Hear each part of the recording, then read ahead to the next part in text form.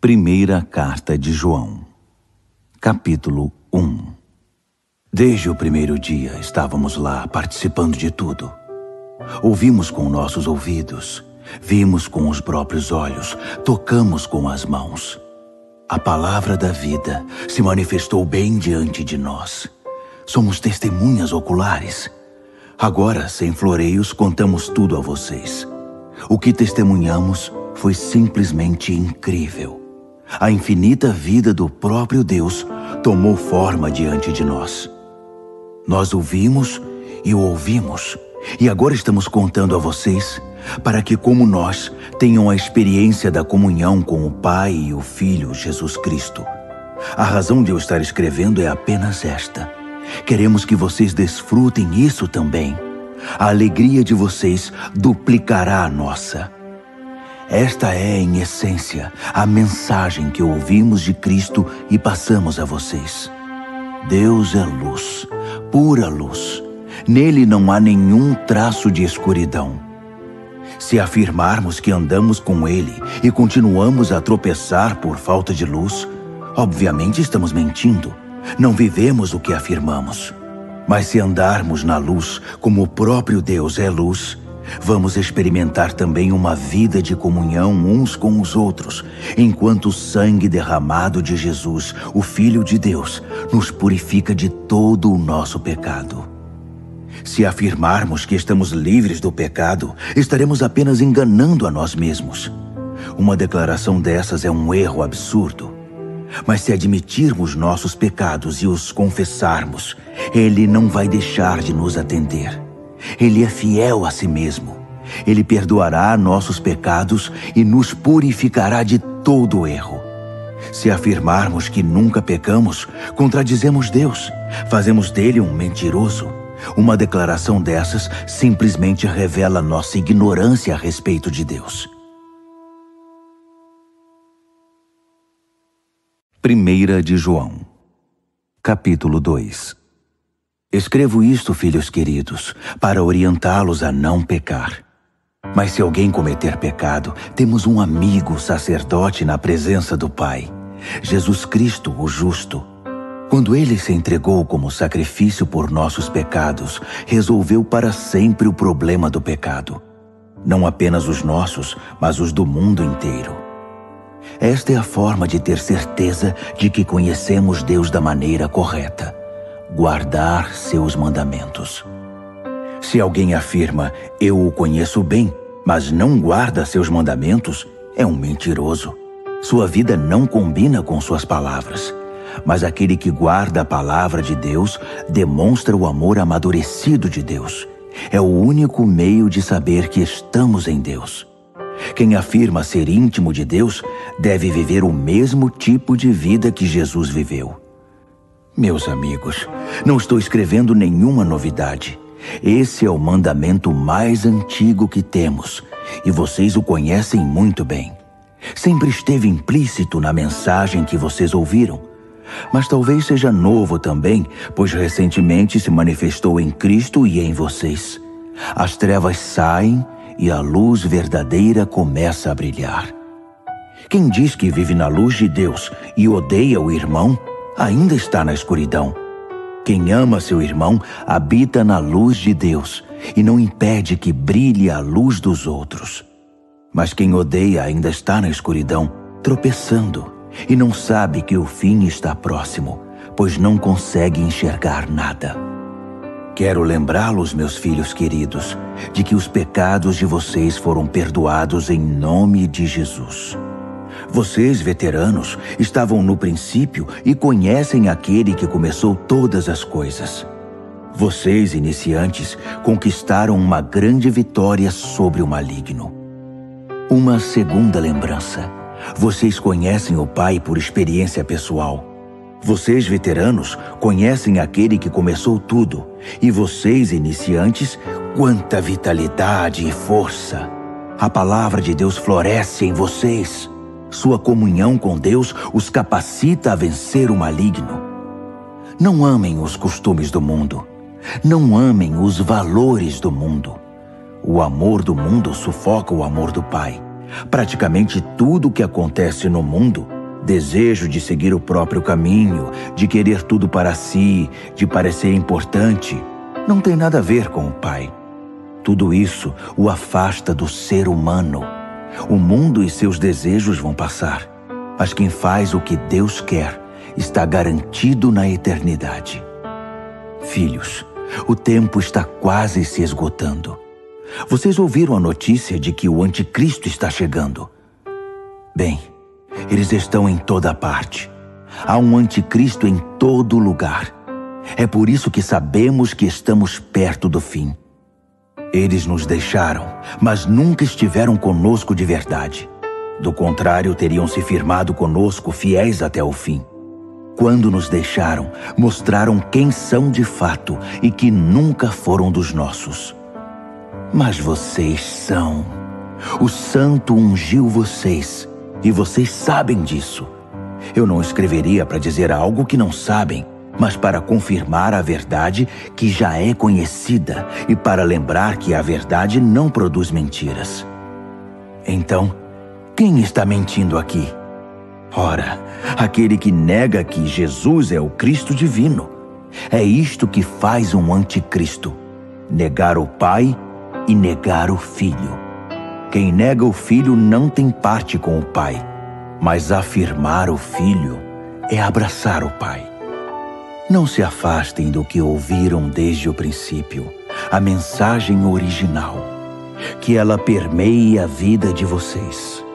Se o que ouviram desde o princípio criou raízes, vocês viverão plenamente no Filho e no Pai. É exatamente o que Cristo prometeu: vida eterna, vida de verdade. Escrevi para diverti-los quanto aos que tentam enganá-los.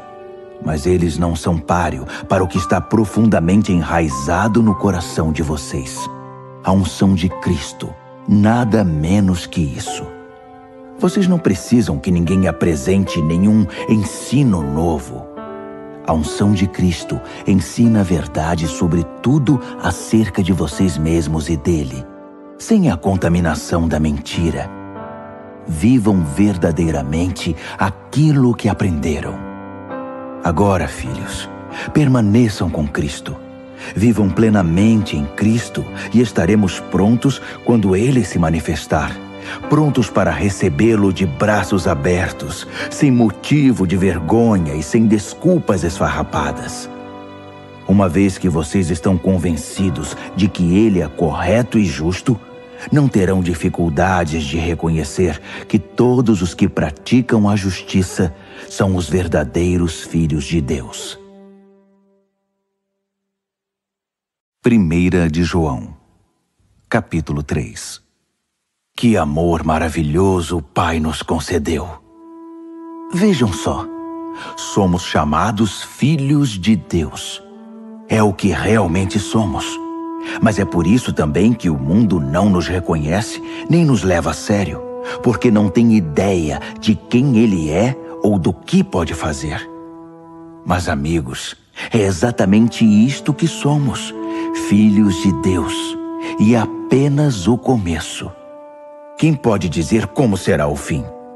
O que sabemos é que quando Cristo finalmente se manifestar, nós o veremos.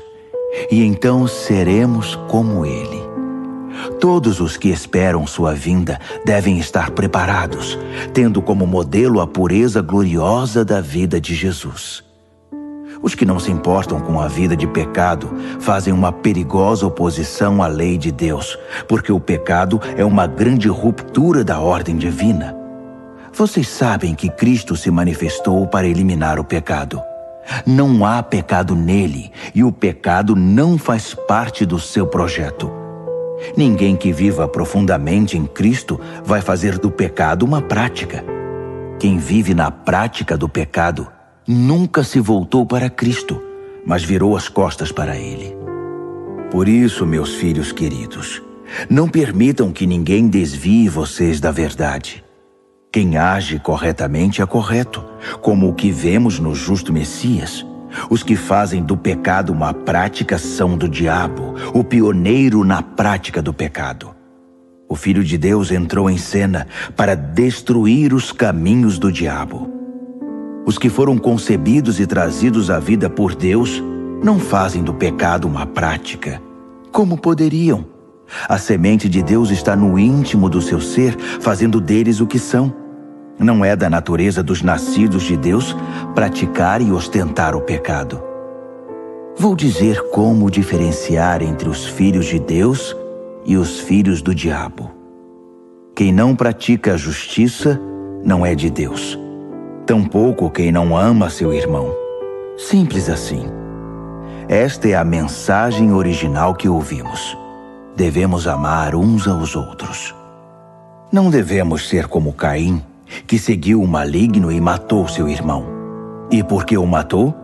Porque vivia na prática do pecado, enquanto os atos de seu irmão eram justos. Portanto, não fiquem surpresos, amigos, se o mundo odiar vocês. Sempre foi assim. Sabemos que passamos da morte para a vida quando amamos nossos irmãos. Quem não ama já está morto. Quem odeia o irmão é assassino. E vocês sabem muito bem que vida eterna e assassinato não combinam. É assim que entendemos e experimentamos o amor. Cristo sacrificou sua vida por nós. Portanto, devemos nos sacrificar por nossos irmãos, não apenas por nós mesmos. Se você vê um irmão em necessidade e tem recursos para ajudá-lo, mas vira as costas e não faz nada, o que acontece com o amor de Deus? Desaparece. E é você que faz esse amor desaparecer. Meus filhos queridos, não vamos apenas falar de amor. Vamos praticar o amor verdadeiro. É o único modo de saber se estamos vivendo a realidade de Deus. É também o caminho para acabar com as autocríticas que nos enfraquecem, mesmo quando procedem. Deus é maior que nosso coração ansioso e sabe mais a nosso respeito que nós mesmos. Amigos, uma vez que isso foi resolvido e já não mais acusamos nem condenamos a nós mesmos, podemos chegar à presença de Deus com confiança e liberdade. Podemos estender a mão e receber o que pedimos, porque estamos fazendo o que Ele disse, o que o agrada.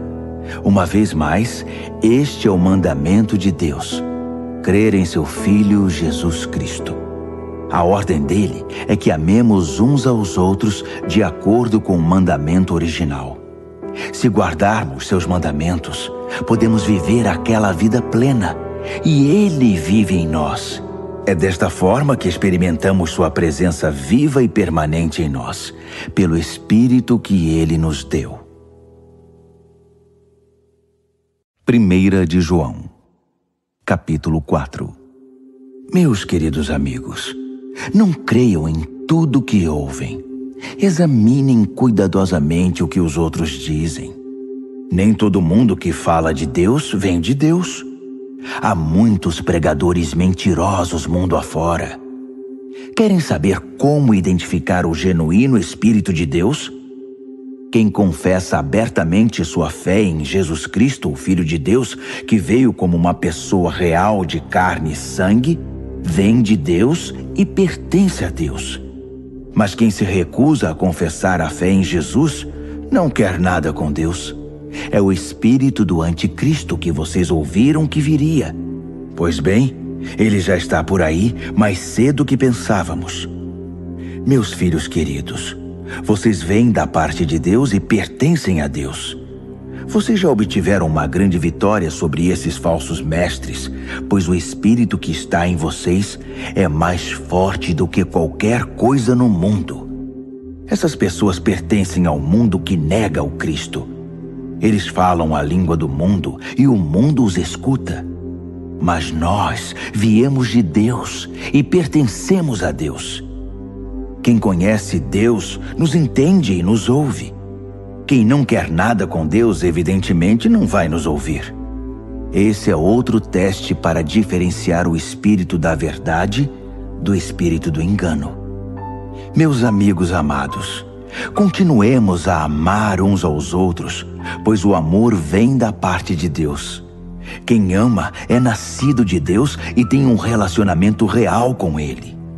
Quem se recusa a amar não sabe o que mais importa sobre Deus, pois Deus é amor. Vocês não podem conhecê-lo se não amam. Foi assim que Deus demonstrou seu amor por nós. Deus enviou seu único Filho ao mundo para que pudéssemos viver por meio dele. É desse amor que estamos falando. Não que tenhamos amado a Deus, mas que Ele nos amou e enviou seu Filho como sacrifício para purificar nossos pecados e consertar os danos que eles causaram em nosso relacionamento com Deus. Meus amigos queridos, se Deus nos amou assim, então devemos amar uns aos outros. Ninguém viu Deus, nunca. Mas se amarmos uns aos outros, Deus habitará no íntimo do nosso ser e seu amor será completo em nós, amor perfeito. Sabemos que estamos vivendo uma vida plena nele e ele em nós, porque ele nos deu vida que procede da sua vida, que vem do seu Espírito. Além disso, vimos por nós mesmos e continuamos a afirmar que o Pai enviou seu Filho para salvar o mundo. Quem confessa que Jesus é o Filho de Deus participa de um relacionamento íntimo e estável com Deus. É por saber disso que abraçamos de coração esse amor que procede de Deus. Deus é amor.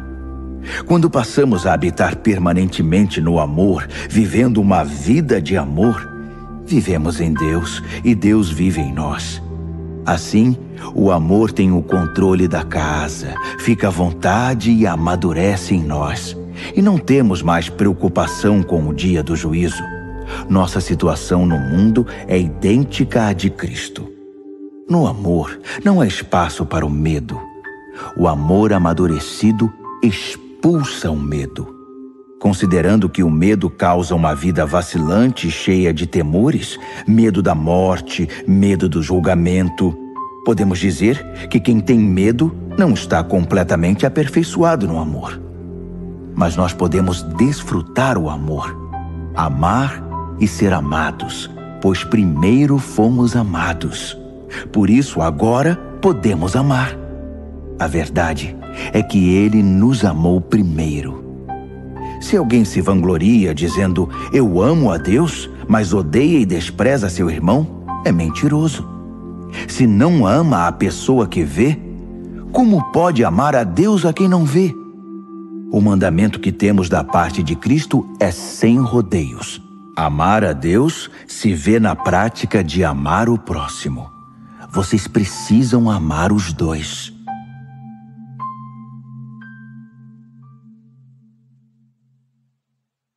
Primeira de João, capítulo 5.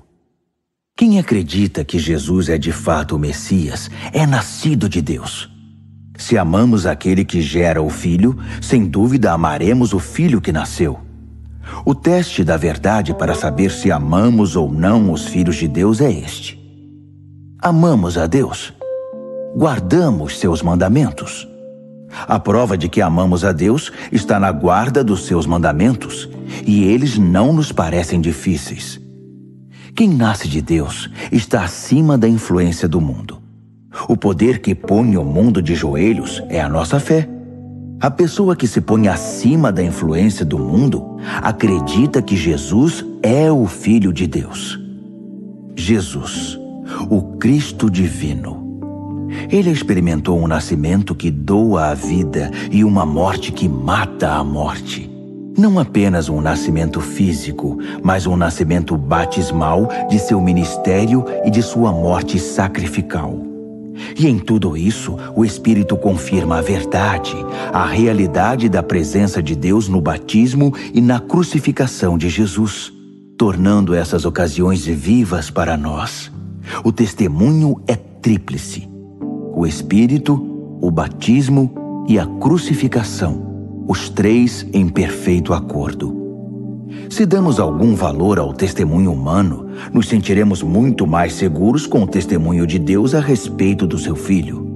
Quem crê no Filho de Deus, confirma no íntimo do seu ser o testemunho de Deus. Quem se recusa a crer, está chamando Deus de mentiroso, recusando-se a crer no testemunho do próprio Deus a respeito de seu Filho. Esta é a essência do testemunho. Deus nos deu vida eterna, e a vida está em seu Filho. Por isso, quem tem o Filho tem a vida.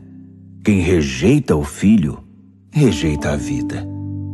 Meu propósito em escrever é simplesmente este: que vocês que creem no Filho de Deus saibam que, sem sombra de dúvida, têm a vida eterna. A realidade, não a ilusão. Na presença dele, temos confiança e liberdade para fazer nossos pedidos de acordo com sua vontade, na certeza de que ele nos ouvirá. E se temos essa certeza, sabemos que a resposta é garantida. Por exemplo, se vemos um cristão pecando, não falo aqui dos que fazem da prática do pecado um caminho fatal que leva à morte eterna.